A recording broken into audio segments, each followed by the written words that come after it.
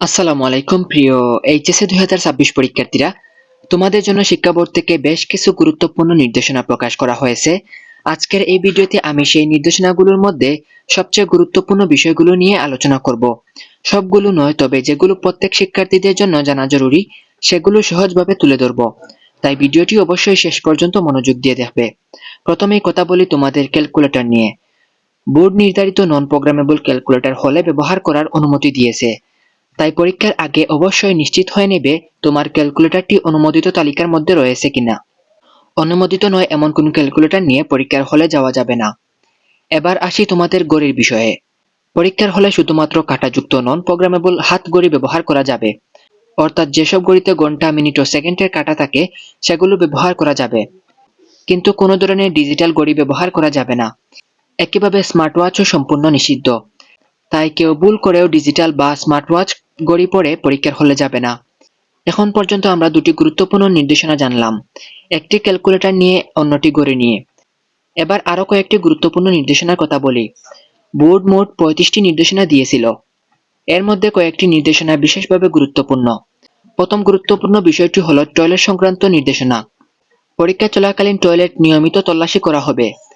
তাই কেউ কোনো ধরনের কাগজ, নোট বা নিষিদ্ধ কোনো ডিভাইস টয়লেটে রেখে আসবে না। ধরা পড়লে কঠোর ব্যবস্থা নেওয়া হবে। দ্বিতীয় গুরুত্বপূর্ণ বিষয়টি হলো পরীক্ষার কক্ষের পরিবেশ।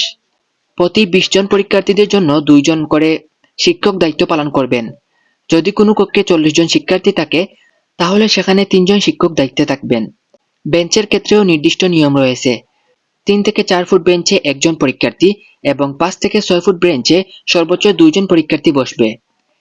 এছাড়া বোর্ড নির্ধারিত সিট প্ল্যান কোনোভাবেই পরিবর্তন করা যাবে না। এবার আসি সবচেয়ে গুরুত্বপূর্ণ বিষয়গুলোর মধ্যে একটিতে, সময় ব্যবস্থাপনা। ধরো তোমার পরীক্ষা সকাল 10টায় শুরু হবে, সেক্ষেত্রে তোমাকে অবশ্যই সকাল 9টা 30 মিনিটের মধ্যেই পরীক্ষার কেন্দ্রে উপস্থিত হতে হবে। যদি কেউ সকাল 9টা 30-এর পরে কেন্দ্রে প্রবেশ করে তাহলে কেন দেরি হয়েছে তার কারণ এবং তোমার নাম, রোল নম্বর, রেজিস্ট্রেশন নম্বর এবং অন্যান্য সকল তথ্য বোর্ডে পাঠানো হবে। তাই কোনো ঝামেলা বা অপ্রয়োজনীয় হয়রানি এড়াতে অবশ্যই সময়মতো পরীক্ষা কেন্দ্রে পৌঁছাবে। এবার ওএমআর শিট সম্পর্কে কিছু বলি।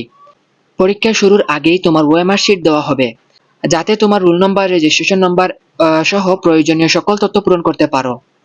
যারা এখনো ওএমআর শিট সঠিকভাবে পূরণ করার নিয়ম জানো না, তারা অবশ্যই আগে সেটা শিখে নিবে, কারণ পরীক্ষা শুরু হওয়ার পরে এসব তথ্য পূরণ করার জন্য আলাদা সময় দেওয়া হবে না। সাধারণত সকাল 9টা 30 মিনিটের পর ওএমআর শিট দেওয়া হবে। সকাল 10টায় বহু নির্বাচনী প্রশ্ন দেওয়া হবে এবং সকাল 10টা 30 মিনিটে এমসিকিউ উত্তরপত্র জমা নিয়ে সৃজনশীল বা রচনামূলক অংশের প্রশ্নপত্র দেওয়া হবে। অর্থাৎ পুরো পরীক্ষা নির্ধারিত সময়সূচি অনুযায়ী সম্পন্ন হবে। এবার আসি সবচেয়ে গুরুত্বপূর্ণ নির্দেশনা একটি বিষয়ে। বোর্ড স্পষ্টভাবে জানিয়েছে যে বহু নির্বাচনী, সৃজনশীল বা তথ্যীয় অংশ এবং যে কোনো প্রযোজ্য ব্যবহারিক অংশ প্রত্যেকটিতে আলাদা করে পাশ করতে হবে। অর্থাৎ শুধু মোট নম্বর পেলেই হবে না, প্রতিটি অংশে আলাদা আলাদাভাবে পাশ করতে হবে। তাই প্রত্যেক পরীক্ষার আগে অবশ্যই জেনে যাবে কোন বিষয়ে কোন অংশে কত নম্বর পেলে পাস। হয়তো সবাই এ প্লাস পাবে না, কিন্তু কোনোভাবেই ফেল করা যাবে না। তাই প্রথম লক্ষ্য হওয়া উচিত প্রতিটি অংশে নিশ্চিতভাবে 5 নম্বরের চেয়ে বেশি নম্বর অর্জন করা। সবশেষে কয়েকটি ছোট কিন্তু গুরুত্বপূর্ণ পরামর্শ। ওএমআর শিটে কোনো ভুল করবে না। মার্জিনের সময় অবশ্যই স্কেল এবং পেন্সিল ব্যবহার করবে। খাতা পরিষ্কার ও পরিচ্ছন্ন ও সুন্দরভাবে উপস্থাপন করার চেষ্টা করবে। অপ্রয়োজনীয় কাটাকাটি বা এলোমেলো লেখা এড়িয়ে চলবে। আশা করি তোমরা বোর্ডের সকল গুরুত্বপূর্ণ নির্দেশনা মেনে সুন্দরভাবে পরীক্ষা দিতে পারবে।